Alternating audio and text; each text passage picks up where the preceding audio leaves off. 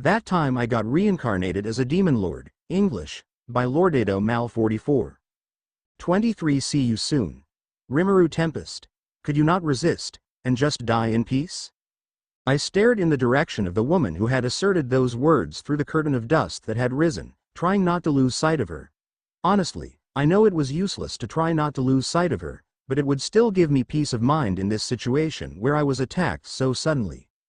I mean, she went through my 6 supernatural senses. It stands to reason that the woman who can do this could fool the real eyes if she wanted to.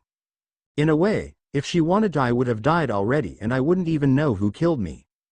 Still, I had a head start. This woman didn't try to kill me outright, indicating that she's confident she can do it even if she's noticed.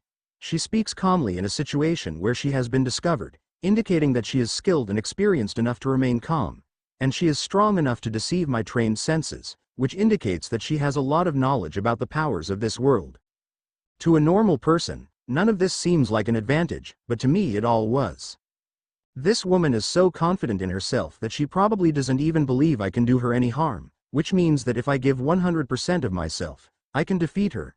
After all, she's not like a monster like Veldora. Less than warning. There is no guarantee of victory against unidentified enemies. There is no data to analyze and no way to confirm the strength of your opponent to greater than. Sage, if she were strong like Veldora, or even 10 times weaker than him, she wouldn't have the slightest need to hide her presence or launch that surprise attack, testing my strength.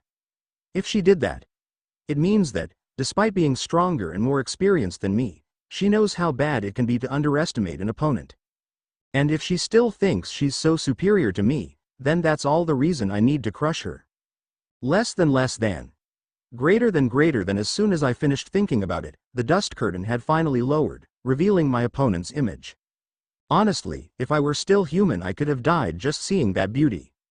A sculptural body in the shape of a sand clock, with proportions not exaggerated, but those you would expect from a beauty. Pale skin, though still a healthy color, that had some marks on its face and body that seemed natural to their kind. Her hair is a green color, just a little lighter than the vines that surround her body, and she was surrounded by a strange glow. This, along with the fact that her body was partially transparent, confirmed to me that, despite her appearance, she was not a human. So, Sage, confirm it for me, but she is. This, isn't she? Less than affirmative. Although the assessment or analysis cannot be completed, the shape of the target is compatible with all the information. The target's race has been confirmed as Dryad, greater than. So is this really it? This was the guardian of the forest, the spirit creature of extreme power that looks out for the good of the living creatures of the forest. She was the one who tried to kill me. I feel a little offended.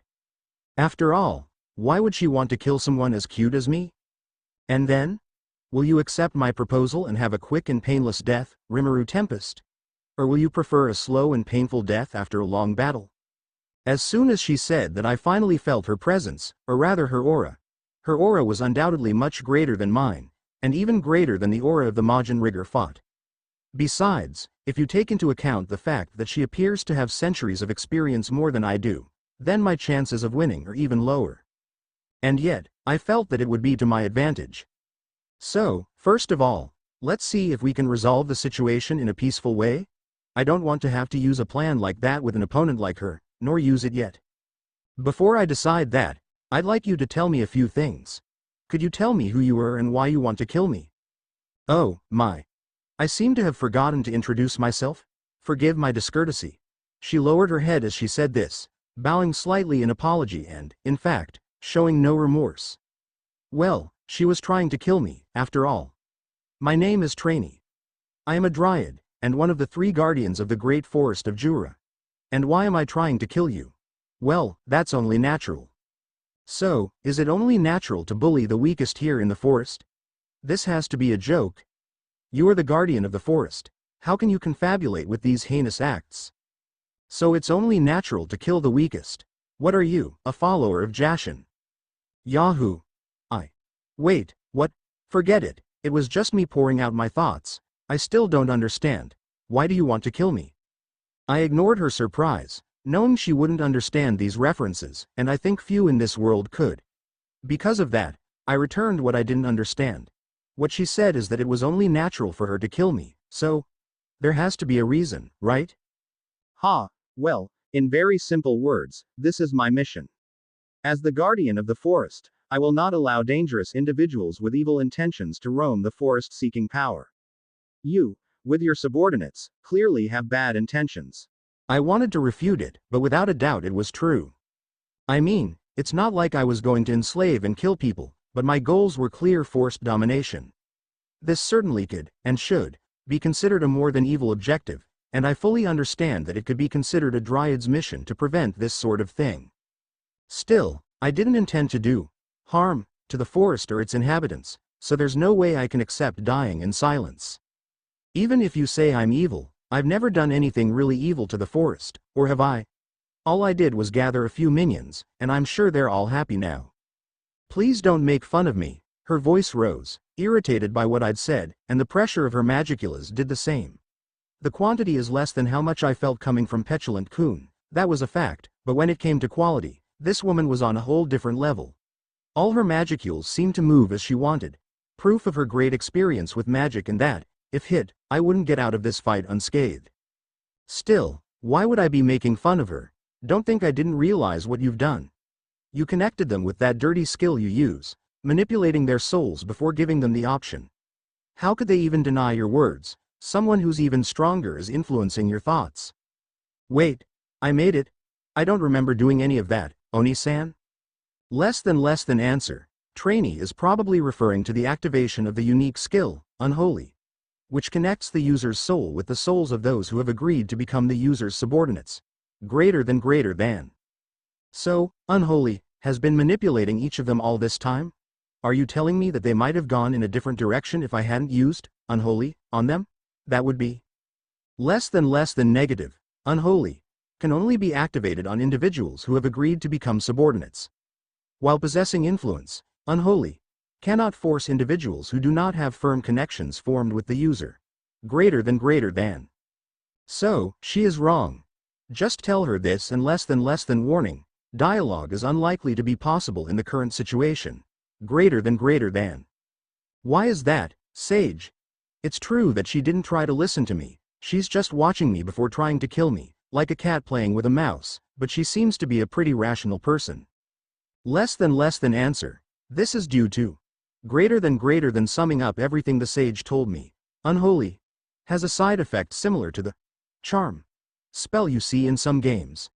In short, this side effect makes the magicules that escape my body have a denser and more impure essence, but which is both attractive and beneficial to monsters. It makes monsters feel more comfortable with me. At the same time, because spirits are creatures born from pure, natural magic, they prefer purified magicules. That is, the charm that Unholy creates to please the monsters ends up displeasing spirit creatures like the Dryad in front of me. Besides, as this is something unconscious, she probably didn't even realize it, and it wouldn't help to talk about it to her, as it could even make her view of me worse. So, all that was left to avoid a battle was to appeal. Well, if that's the case, then I swear I'll never do it again. All my subordinates will have the option to choose to follow me or not. Isn't that fair enough? That was pretty extreme, but if that was the price of getting out of this situation without a fight, then it was cheap. It's not like I need this trait of my skill for my subordinates to follow me. I would just need to convince them not to use this. Still, the look of disgust on her face made it clear that she didn't like my proposal at all. You still don't understand your current situation, do you? There's no way I can let an unholy creature of your kind get out of here alive, only to go back to doing your filthy stuff somewhere else. This is where you die, Rimuru Tempest. Wait. As a creature born of the forest, I'm not someone you should protect? Why kill me like that? I was really trying to appeal to any goodwill from her, waving my arms, tentacles, as I tried to get her to stop. I even ignored the insults she was hurling at me, also I wouldn't have to fight the guardian of the forest, but her expression only got worse with my words. Forest-born. Don't you get tired of lying, unholy creature?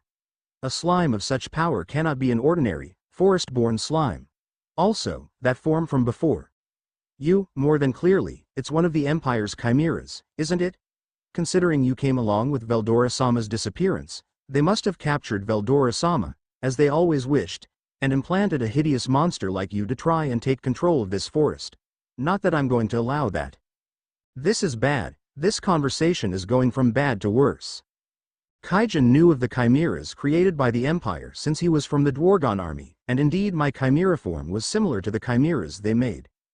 It seems that this was the stray bullet that made the situation worse and was probably what motivated her to act on this ridiculous assumption of hers. Just accept your end soon and don't resist. If so.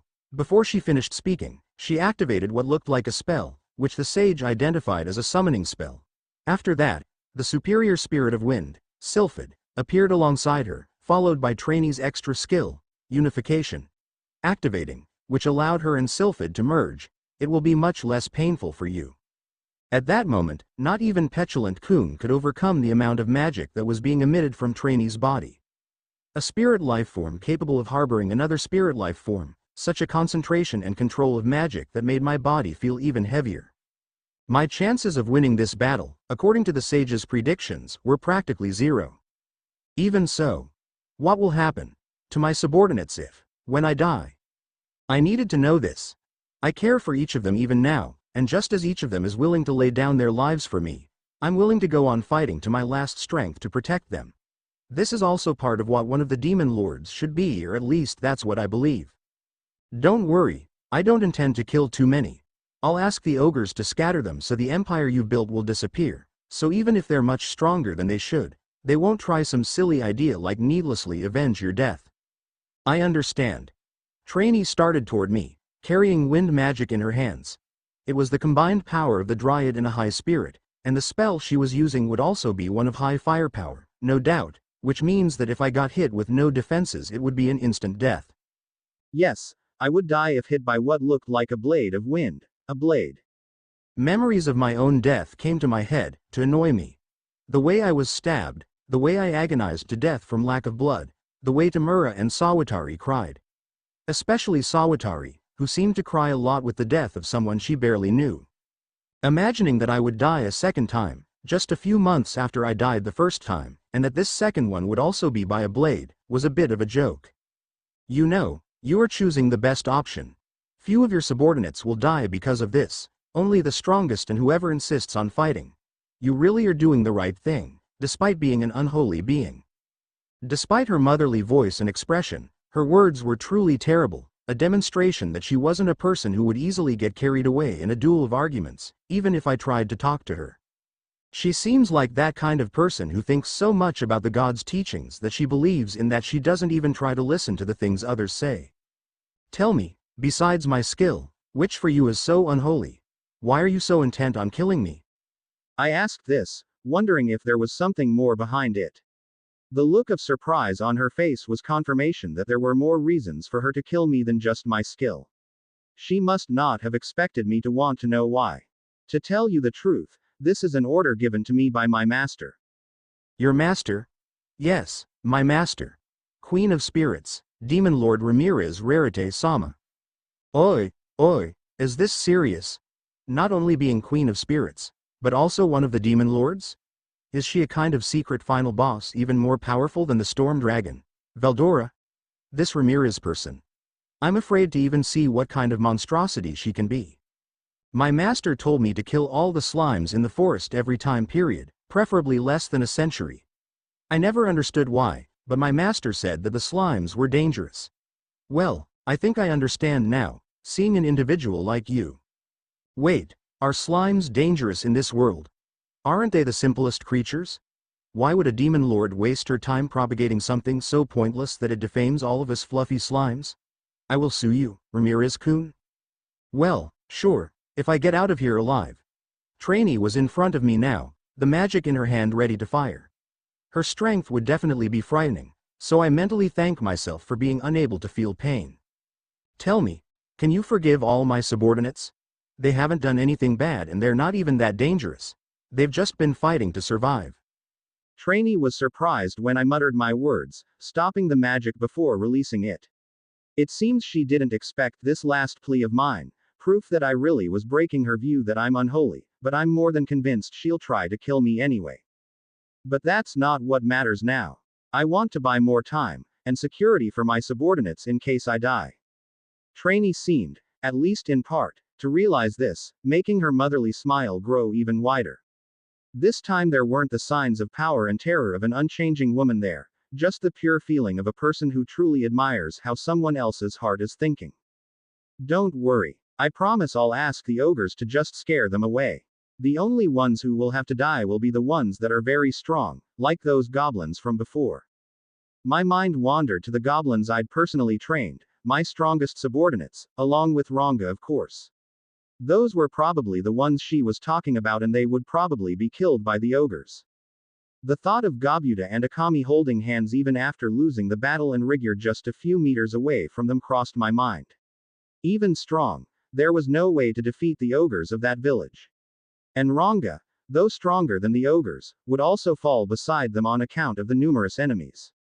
And then, I saw a certain petulant coon who was the only survivor, crying at the feet of a puddle of what was once a slime.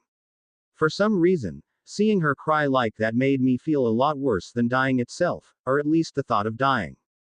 Did I get so attached to her? Maybe I should have given her a name before instead of putting it off, but maybe she gets saved because of that, so not naming her was the right decision. So she will survive, even if I die here.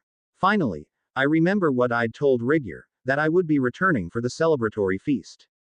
As I thought about that, Trany fired her magic. I'm sorry friends. I'm not strong enough. What I can say is, see you soon. See you soon, because I am coming back.